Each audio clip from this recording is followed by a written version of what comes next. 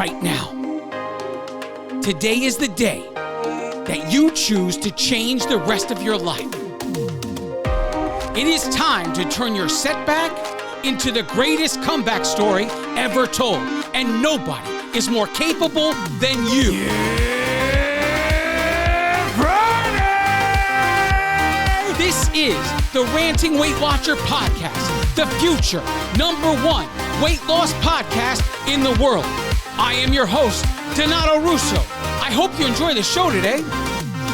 If this is your first time here and you enjoy the show, please subscribe and spread the word of the Ranting Weight Watcher podcast wherever you are and to whomever will listen.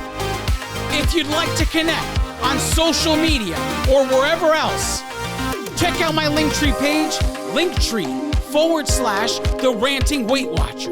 Let's connect today. Hello, everybody. Welcome to episode 131 of the Ranting Weight Watcher podcast.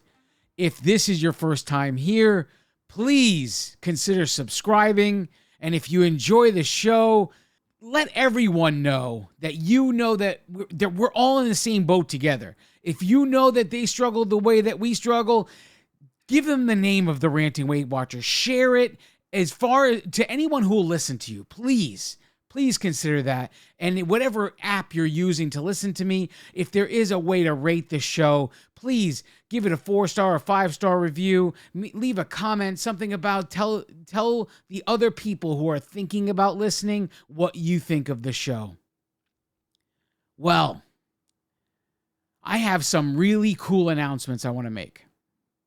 In many episodes, I've referenced it, but really it happened in the very beginning of the podcast. So if you went back and you listened to all the episodes, you'll know that there was a time period where a website reached out to me, Blog FeedSpot. They had a top 10 list of Weight Watchers podcasts. Initially, when they contacted me, they showed me the list, and I was on the list at number 6. And I was pretty proud of that. Listen, I'm not trying to make this like it's a big thing or whatever it is, but I don't know how many Weight Watchers related podcasts there are. This is not a general health podcast top 10 list. This is a very specific top 10 list. At that time, where they first contacted me, I ranked number 6 on the top 10 Weight Watchers podcasts. And I'm not even sure how it's calculated. I know they showed the statistics like under each one when you go to the website. A whole bunch of time has gone by since. Just a couple of days ago, I decided to check. And I saw that the Ranting Weight Watcher on that same top 10 list has now moved to number 3. And there's only 2 Weight Watchers podcasts above mine to become number 1, at least on that list. I thought that was really cool. But wait, there's more. There's one more thing that's really exciting to me that happened last week. I don't know if you noticed, but the little commercial when I go to break changed. This podcast has now been sponsored by Spotify. The deal that I have with Spotify gains me a little bit of money for anybody who listens to the podcast. It's not much to write home about, but they also made a deal that whoever listens to my podcast on the Spotify app, I would earn more money because they were listening to the through the Spotify app than I would if they listened anywhere else. So as of right now, a little bit of money that I earn for every app that puts out my podcast. The only app that I don't make any money from is YouTube. YouTube will not give me any money for my podcast. So if you're currently listening on YouTube, I don't make any money there. That's doing that for free, not worried about it.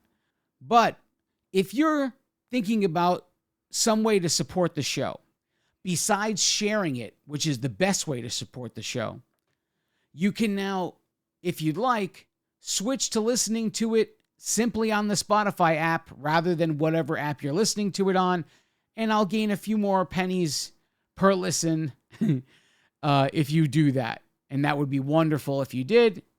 Either way, it's wonderful that you listen, period.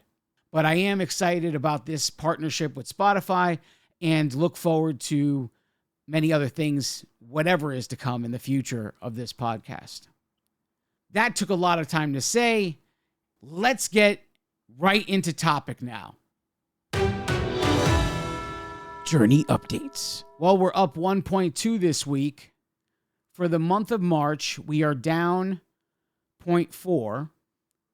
Total loss since January 2019 is 152.4 pounds. Total pounds remaining to get to 175 pound milestone, 22.6. And total pounds remaining to get to the 200 pound milestone is the 47.6. The week 16 of my consistency challenge ended in a fail. So I did have that back injury, was not able to meet the requirements to get a success for that week. So my plan at this point is if I get success for the next 3 weeks, I'm going to stop tracking it and we're going to call this consistent and move on.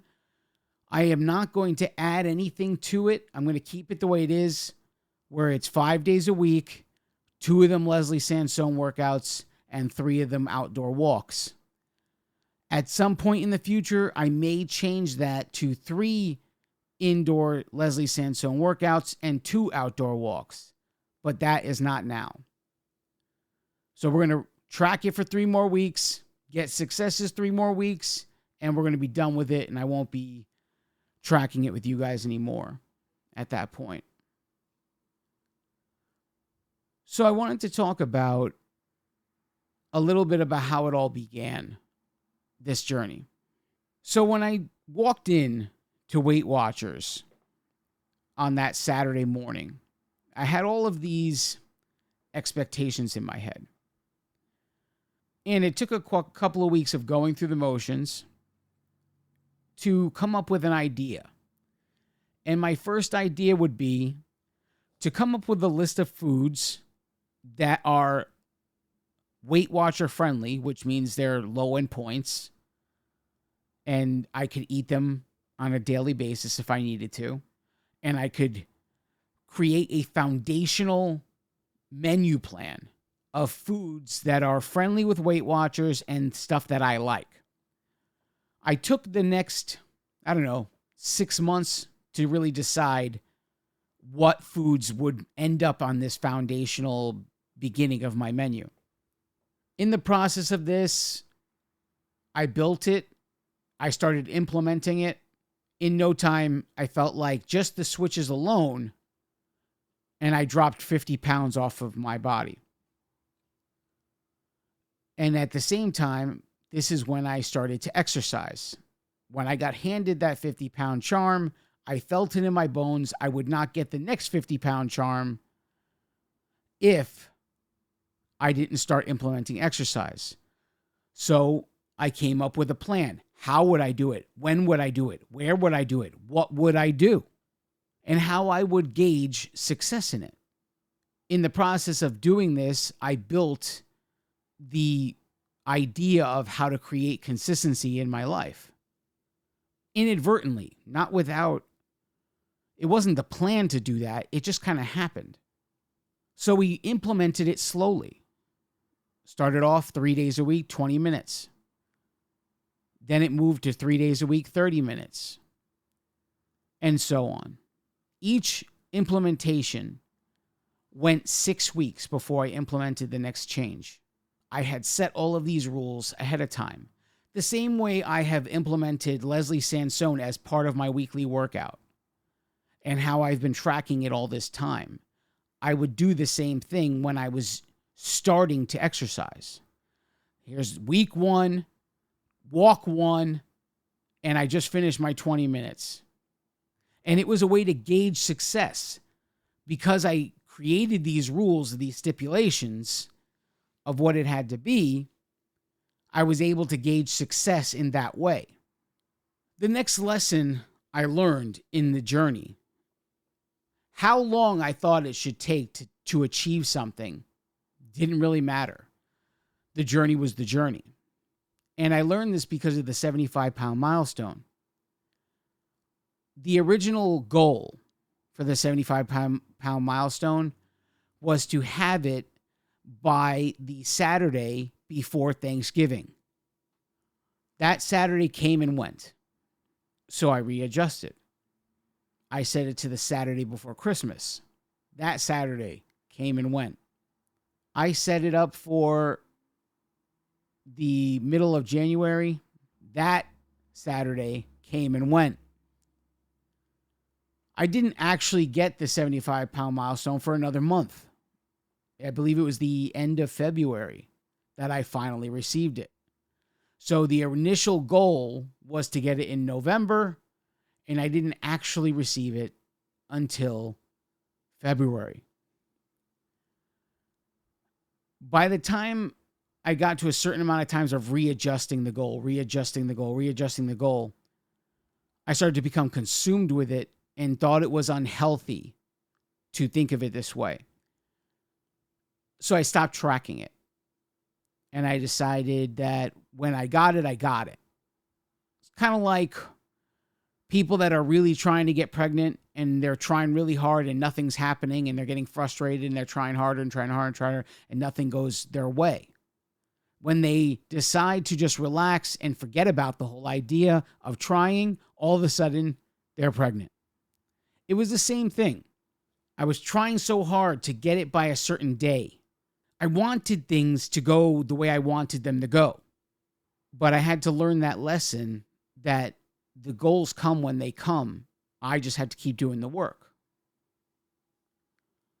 And as I speak to you now, I sit here with the 150 charm. That 150 charm came to me about a year ago. We're almost a year away from the day I initially received it. I have been dancing between 140 and 157. I believe I got to 158 at one point ever since. When I set out this whole journey, my idea was lose 200 pounds and then make some really serious life decisions of what happens next. Because in my mind, hitting the goal of 200 was not the end. It was the beginning of something new that I just wasn't sure what it was yet. But I did know it wasn't going to be maintenance. It was just going to be something dramatically different. Now, I have explained before that there would be one of two methods that I approached my life with after I hit the 200-pound mark. And that was to work out in a way that would turn my body into a Bruce Lee type body, which is lean muscle. Now, if you ever seen a Bruce Lee movie, I mean, he was not a big man, but he commanded every muscle in his body in ways that the majority of us will just dream of. And then the other way was to chase what would be The Rock's body, a much bigger representation of a muscular body. There are two very different methods of chasing both of these. I just wasn't sure which I wanted. But I knew I wanted to lose 200 pounds first. In the process of this, there were so many lessons that I learned. And I have described these lessons to you in past podcasts by explaining that the beginning is kind of like being in kindergarten, and you graduate all through the levels, each level getting a little harder than the previous level, and having to make changes and adapting your journey for that next level. Now, in my mind, the final level would not come, and I had this programmed in my head. It would not come until I was handed the 200-pound charm.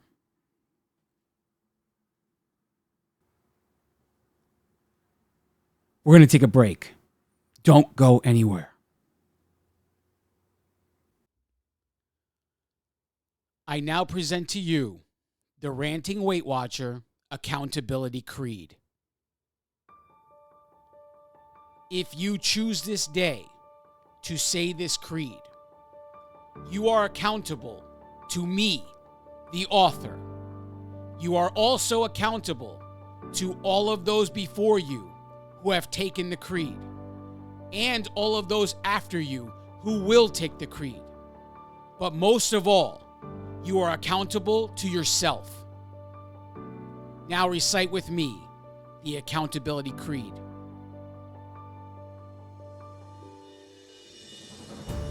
Nothing can stand in my way because I choose to be unstoppable. My challenges crumble in my presence because I choose strength when I am weak. My insecurities have no power over my life because I choose confidence in the face of fear. I own every last one of my mistakes because I choose growth over mediocrity. The mirror and the scale are powerless because I move forward in spite of the result. Circumstances are not obstacles because I see solutions instead of problems. The demons of my past can no longer torment me because I choose to renew my mind daily. All things are possible as long as I believe, because if God is for me, who can be against me? This is the creed I declare each day. It is about what I do, not what I say. I will learn the work that needs to be done. I will never stop, even when I've won. I will work consistently, no matter the cost. I refuse to believe that all hope is lost. I will work when I want to. I will work when I don't. I will work when they are cheering. I will work when they won't. I will work when it's easy. I will work when it's hard. The atonements that I've made are made with no regard. I will work when it's cold. I will work when it's hot, because choices have consequences, justified or not. When I think I know it all, I will start back at one, because regardless of what I think, the work is never done.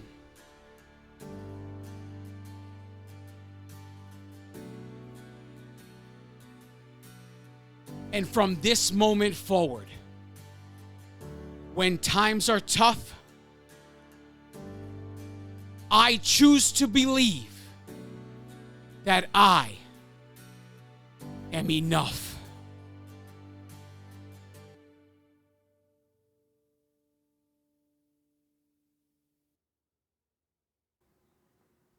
And we are back. Thanks for sticking with me.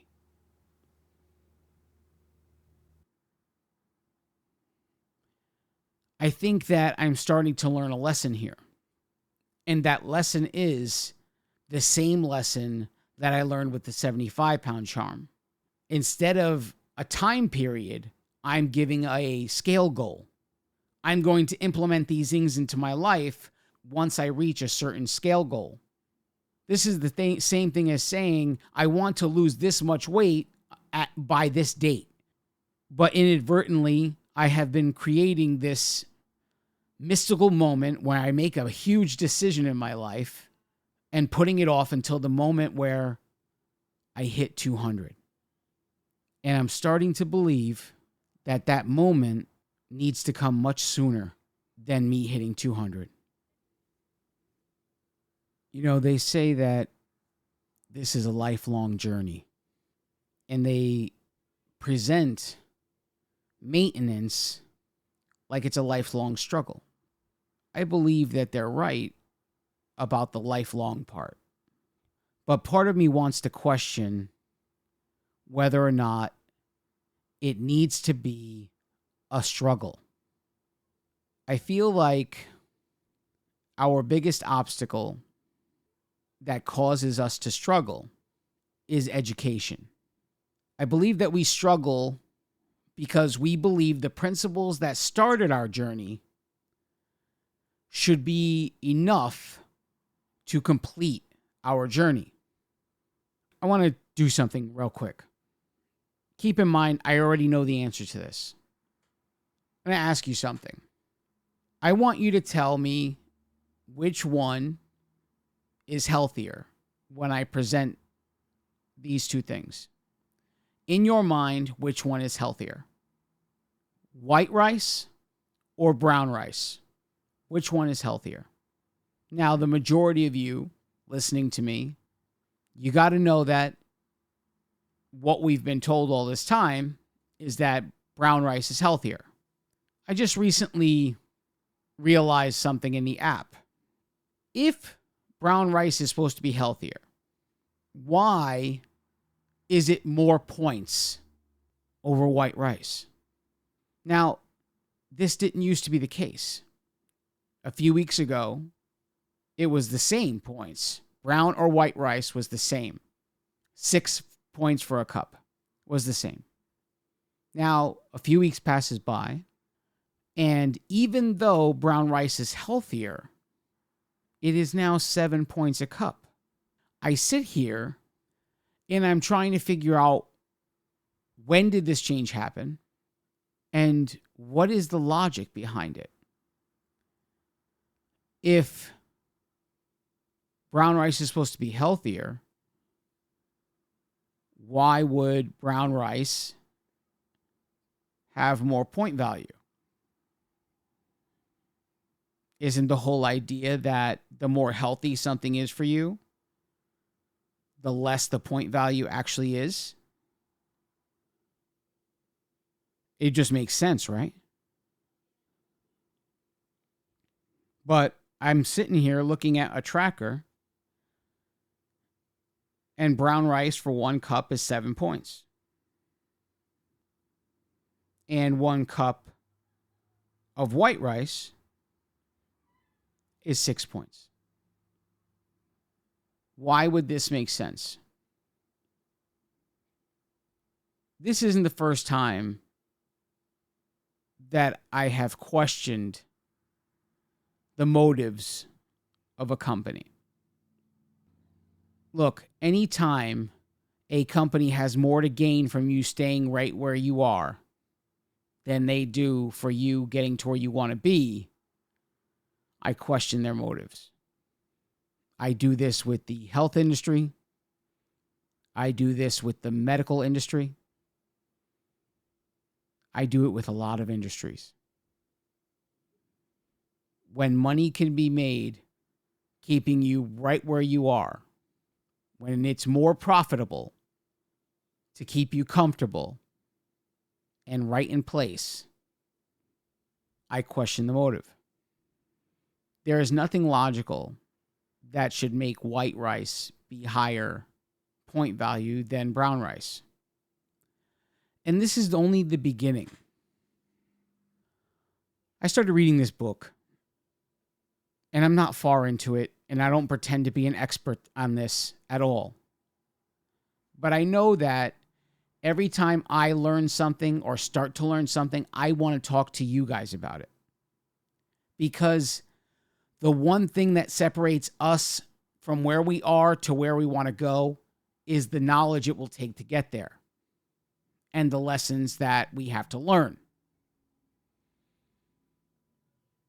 So this book, it's called Unlock Your Macro Type, and the author is Christine Hronek. Her last name is spelled Hronec. Unlock Your Macro Type by Christine Hronek.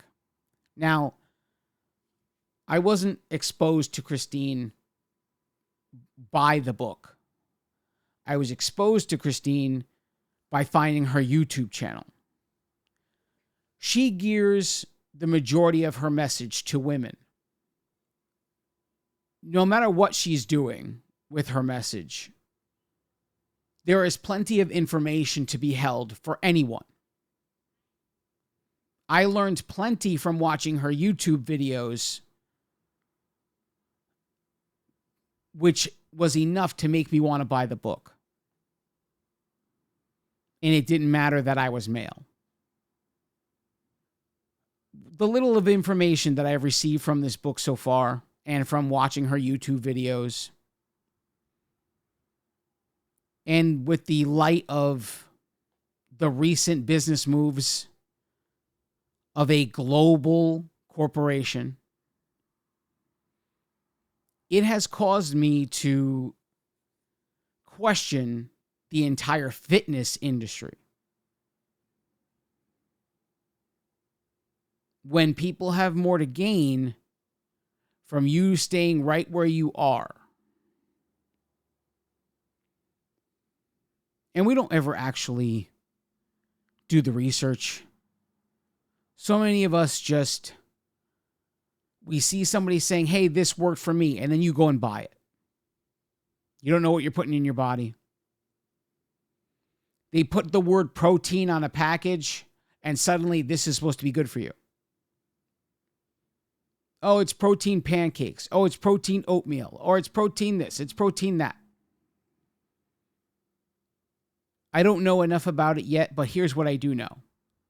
They can put certain ingredients in there and be able to label it a protein pancake or a protein oatmeal. But that protein that they used doesn't actually get recognized as protein by your body in the digestion process. I don't know enough about what the proper proteins are when you're looking at the ingredients. One day I will. And one day I hope you guys will too.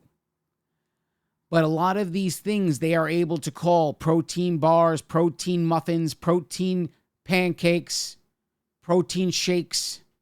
A lot of them, they are called protein by legislation only.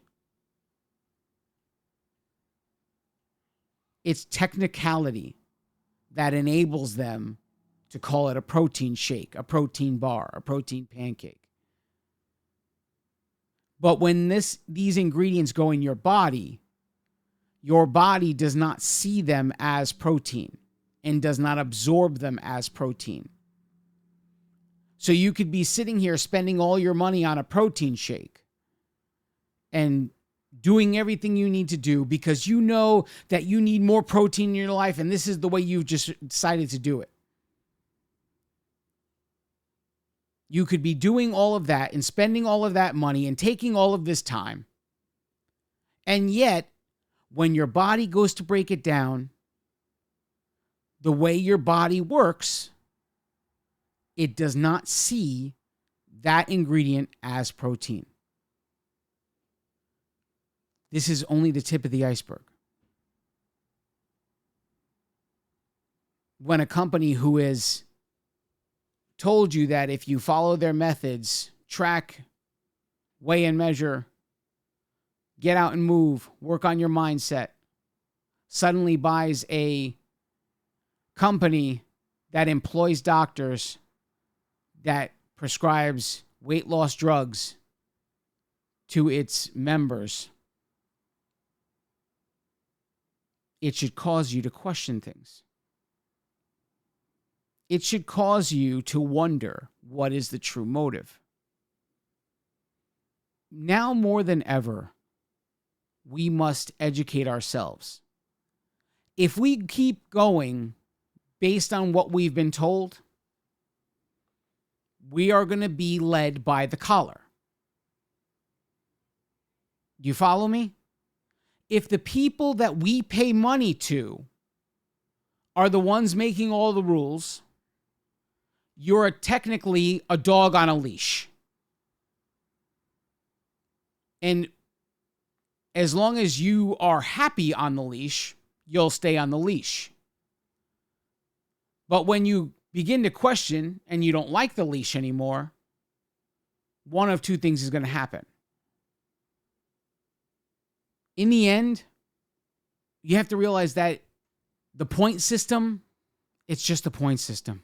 eventually you have to graduate and understand what it is to truly nourish your body. And we have to get this idea of losing weight out of our head. We're going to take a break. Don't go anywhere.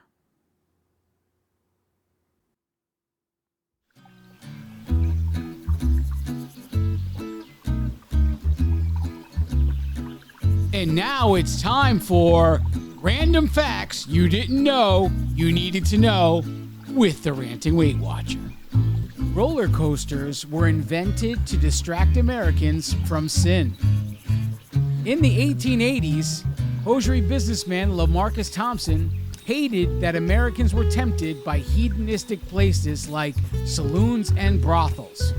So he set out to straighten up one of the most immoral places he could think of, Coney Island in New York.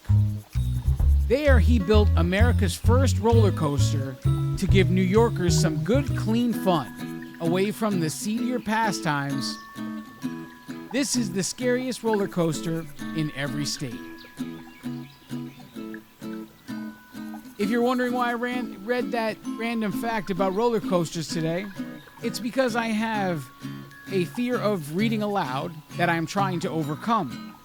If you'd like to participate in the fun fact portion of the show, you need only to email the show and make sure in the subject line you put fun fact or random fact so I know not to read it.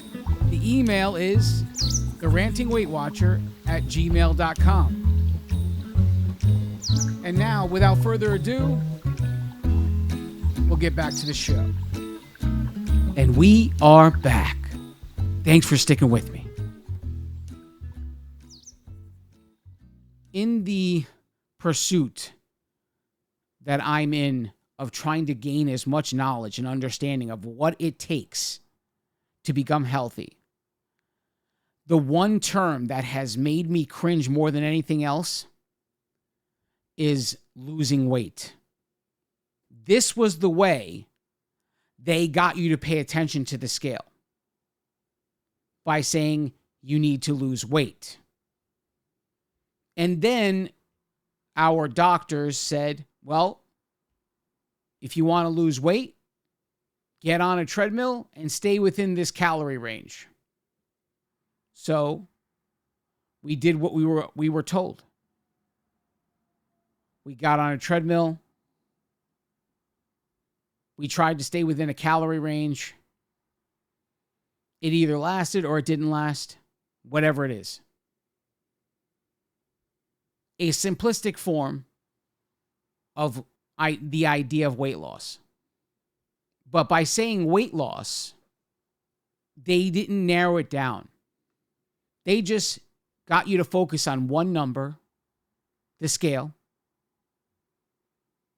Meanwhile, the scale doesn't really tell you anything. And on top of that, they have based an entire measurement that has to do with your height and your weight. The BMI scale. The most ridiculous form of measurement of health on the planet that ever existed is the BMI scale. It takes no consideration for anything except for height and weight. We all judge ourselves based on this bullshit way of measuring a body. That same measurement puts The Rock at obese. I've said this to you before. It's not new information. The BMI scale puts The Rock in the obese range. It takes no consideration for what the body is comprised of. Zero. When we get on that treadmill and we eat those less calories, we do lose weight. And we lose it rather quickly in the beginning. But what are we losing? There are 3 different kinds of weight you can lose. There is water weight, fat, and there is muscle. Getting on a treadmill causes you to lose weight, and stepping on the scale confirms it. Stepping on the scale does not tell you which of those 3 weights you lost. Now, typically, the average weight loss person is eating to please their tongue. They're not eating based on what will nourish their body. If they can manage to eat based on what will nourish their body, they wouldn't need to lose weight in the first place. So we get on that treadmill, we do what we're told, and the scale number goes down. And 9 times out of 10, the majority of that would be muscular weight. Because if we are still eating to please our tongue, our nutrients are off. And here's one thing about the body. When you demand things like get on a treadmill and start doing stuff to make yourself active, if it's missing anything, especially let's say it's missing protein, it will find the protein if it has to eat away at your own body. This is how you lose muscle mass. You throw your nutrients off in the process of your losing weight. Your body starts to burn the muscle that you have. You lose weight, but you don't lose fat. You lose muscle. Every ounce of muscle lost makes it more difficult to lose the fat on your body. But we're doing what we're told. The doctor told us to get on the treadmill. Weight Watchers said if I stay within my points, I'll lose weight. There is zero guidance, zero education, nothing as to what your body actually needs nutritionally. Just enjoy yourself, have the foods you love, stay within your points, while your body eats the muscle in order for you to lose weight. And that scale number goes down, and we're happy with it. If we are losing muscle mass in that moment, it comes off quickly because muscle is more dense than fat. And you only have to lose a little amount to have that scale number shoot way down. And for every ounce lost, makes it more difficult to lose the fat, which is the most important metric for us to lose. When we eat disproportionately to what our body needs, our body is designed to store it as fat. If we eat more carbs than anything else, and our body only needs a certain amount, whatever excess gets converted into fat and stored. If you are only burning muscle and eating an abundance of carbs and your body can't use them all, you're replacing it with fat. So when we sit here believing ourselves to be on a plateau, could it be the result of that exactly? Could it be that we have burned so much of the muscle and the muscle's gone, and we've ingested off balance in a way that we have created so much fat stores based on the carbohydrates we've taken in that we're creating a bigger problem in the long run? Could it be? There are 3 different nutritional metrics. There's carbohydrates, there's protein, and there's fat. Your body needs a certain amount of each of these every day. This woman, Christine, introduced me to 3 vocabulary words, which I have come to understand is just the tip of the iceberg to get us to understand what is nutritionally required for us to succeed. In the 1940s, a doctor created the term somatotype. And a somatotype is basically a type of body. And he believed there to be 3 somatotypes. And every person on the planet was a version of one of the 3. The 3 different versions are ectomorph, endomorph, and mesomorph. I don't know much about these 3, but I do know that knowing what they are is only the beginning. There is a specific macro composition for each one of these body types. And some people can fall in the middle of those body types. So you would have to almost tweak adapting 2 different versions of nutrition to find what is going to be the perfect balance of nutrition in your life. There is a way for endomorphs to eat, there's a way for ectomorphs to eat, and there's a way for mesomorphs to eat. But for the people that fall in between them, they have to adapt in the process. These terms, we shouldn't be in a rush to apply to our lives either.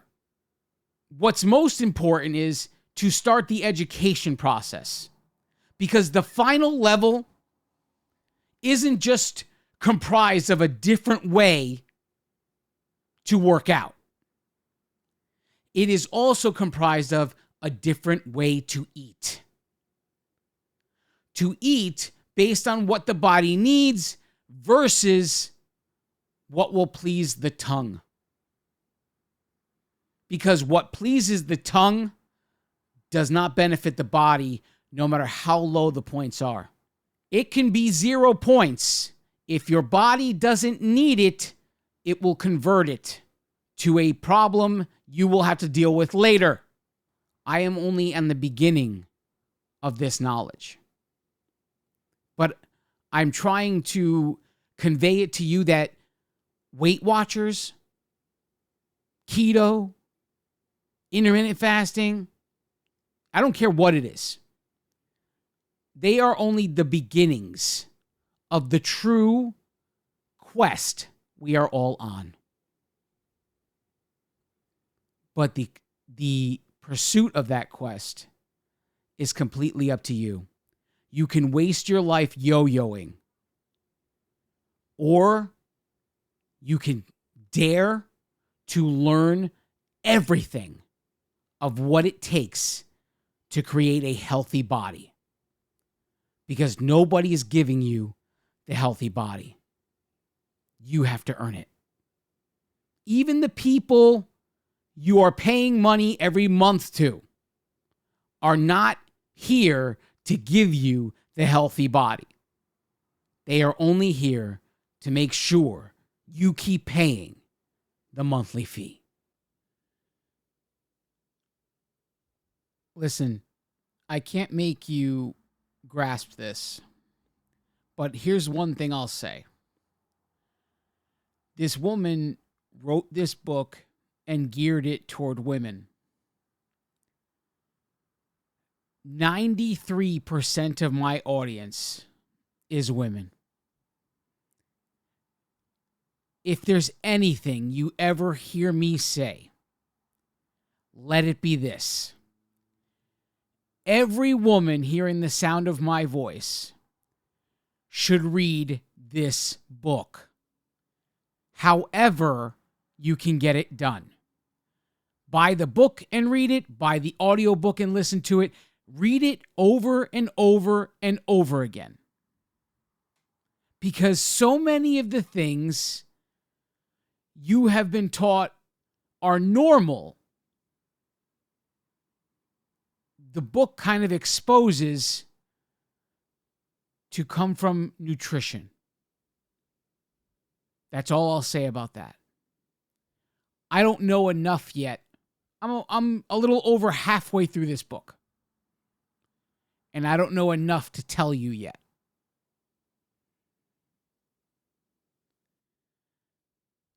it doesn't really matter what I say in the end. Because, like I said before, it has to come from you. I could talk until I'm blue in the face. I can talk until I run out of voice. I can talk until I'm no longer breathing.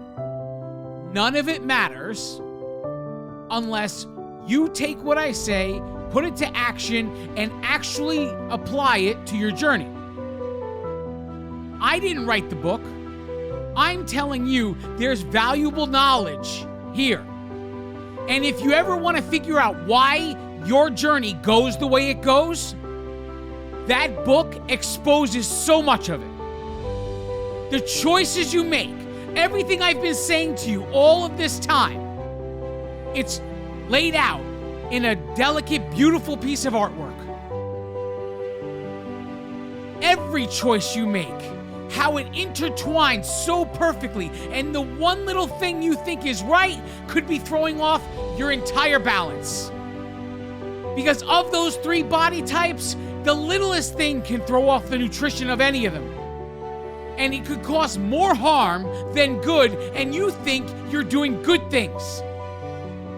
That's why it's so important that you educate yourself. That's why it's so important that you don't take a billionaire's word for how you should do things. You should question everything. Everything and everyone that has anything to gain from you. Question it all.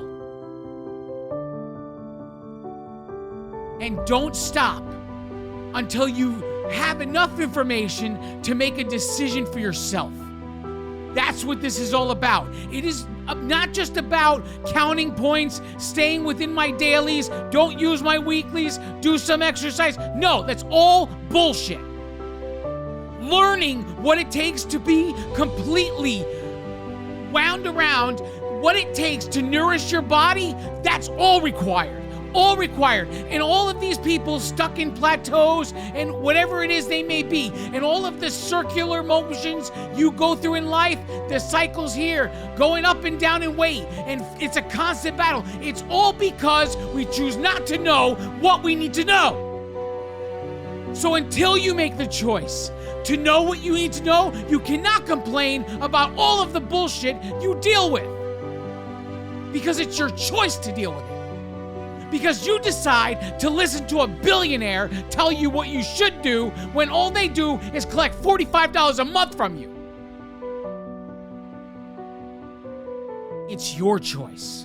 And it's time to start thinking that you are valuable enough to want to know more about what could be going on in your body.